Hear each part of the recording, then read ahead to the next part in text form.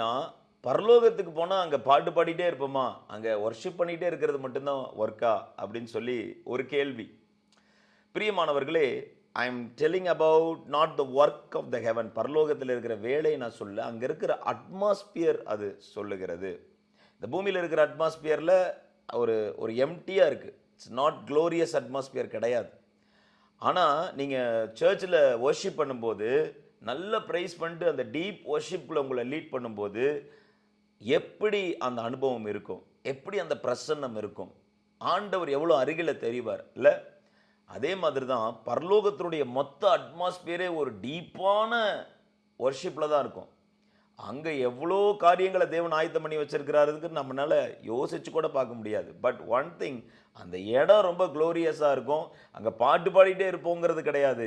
அவ்வளோ அந்த அட்மாஸ்பியர்ல அப்படி இருப்போம் நம்ம.